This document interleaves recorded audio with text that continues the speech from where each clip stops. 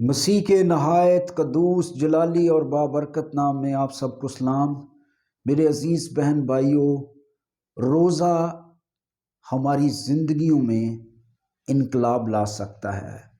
روزہ ہمارے معاشرے میں انقلاب، میں یہ جذباتی بات نہیں کر رہا، روزہ ہماری دنیا میں معاشی انقلاب لا سکتا ہے۔ روزہ، حقیقی روزہ جو ہے، یقین جانیے پوری دنیا سے غربت ختم کر سکتا ہے۔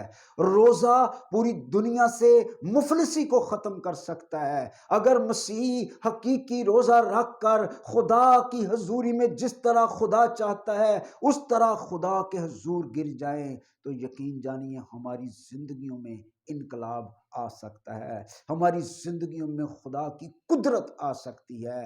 اور میرے عزیزو، خدا کا کلام روزے کے متعلق بہت ڈیپ تعلیم دیتا ہے۔ اگر ہم یسایہ کی کتاب اس کا 58 باب پڑھیں تو کلام میں لکھا ہے، 58 باب کی 6 آیت سے میں پڑھ رہا ہوں، لکھا ہے، کیا وہ روزہ جو میں چاہتا ہوں یہ نہیں کہ ظلم کی زنجیریں توڑیں؟ یعنی جو حقیقی روزہ ہے اس سے ظلم کی زنجیریں ٹوٹ سکتی ہیں اور جوے کے بندھن کھولے اور مظلوموں کو آزاد کریں، بلکہ ہر ایک جوے کو توڑ ڈالیں۔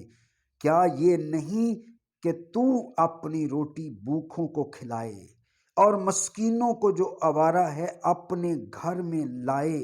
جب کسی کو ننگا دیکھے تو اسے پہنائے اور تو اپنے ہم جن سے روح پوشی نہ کرے۔ آج ہم روزے کے اس پہلو پر غور کریں گے کہ روزہ ہماری دنیا سے غربت کو مٹا سکتا ہے، حقیقی مسیحی روزہ۔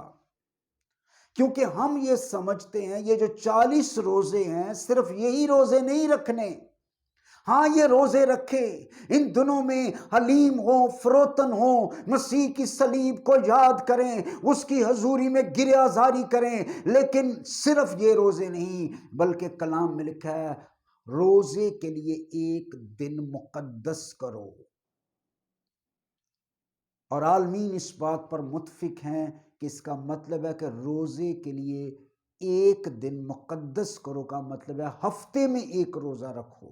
یہودی 2 روزے رکھتے تھے، مسیح نے بھی کہا جب تو روزہ رکھے، یہی نہیں کہ ہم یہ 40 روزے رکھیں، صرف یہ بھی ضروری ہیں، لیکن اگر ہم ہفتے میں ایک روزہ رکھیں، اور کلام کی یہ تعلیم ہے کہ کیا وہ روزہ جو میں چاہتا ہوں یہ نہیں کہ تیری روٹی غریب کھائے اور مسکینوں کو تو اپنے گھر میں لائے، ننگے کو پہنائے۔ ہم کیا کرتے ہیں؟ ہم روزہ رکھتے ہیں اور روزہ رکھتے وقت بھی اہتمام کیا جاتا ہے، فروٹ لایا جاتا ہے، گوشت پکائے جاتے ہیں اور مہنگی خوراک پکائی جاتی ہے۔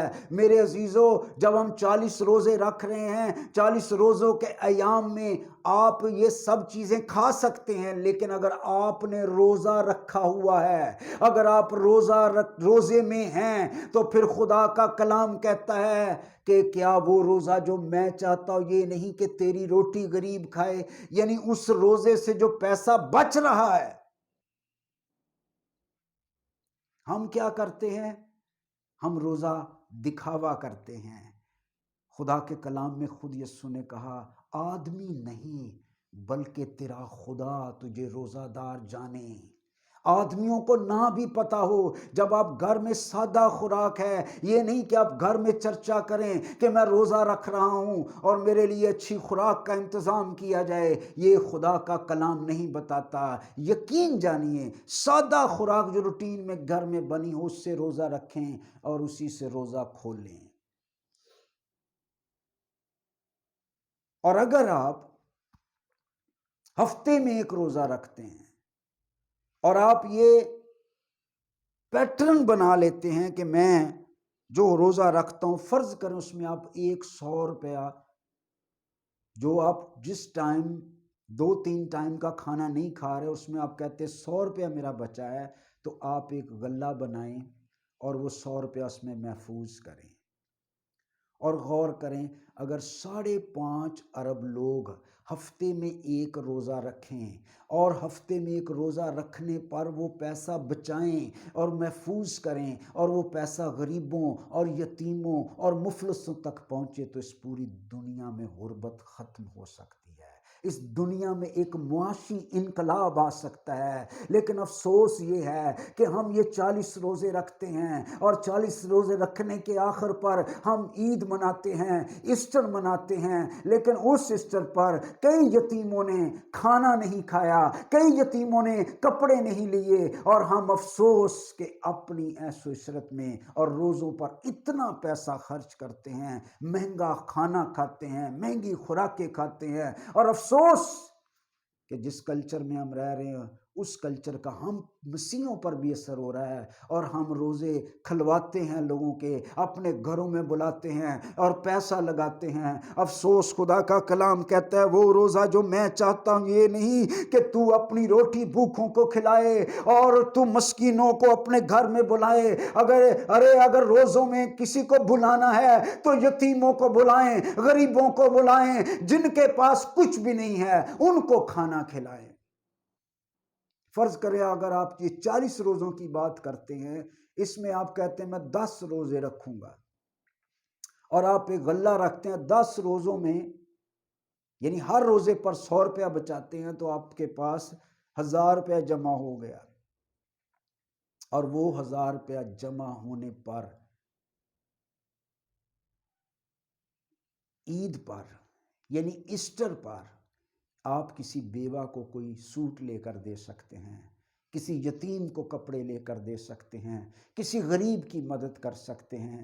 اگر آپ صرف روزے سے اپنی خوراک کی عیش و عشرت کر رہے ہیں اور آپ سمجھتے ہیں کہ میں روزہ رکھتے وقت بھی اچھی خوراک کھا رہا ہوں اور روزہ کھولتے وقت بھی اچھی خوراک کھا رہا ہوں، تو یہ کلام کے مطابق نہیں ہے، یہ روزہ بالکل خدا کے کلام کے مطابق یہ نہیں ہے۔ اور کلام میں لکھا ہے کہ تم نے ایسا روزہ نہیں رکھا۔ تیسری آیت خدا کے کلام یسایہ کی کتاب میں 58 باب کی تیسری آیت میں لکھا ہے، دیکھو تم اس مقصد سے روزہ رکھتے ہو کہ جھگڑا رگڑا کرو اور شرارت کے مکے مارو، پس اب تم اس طرح کا روزہ نہیں رکھتے کہ تمہاری آواز عالم بالا پر سنی جائے۔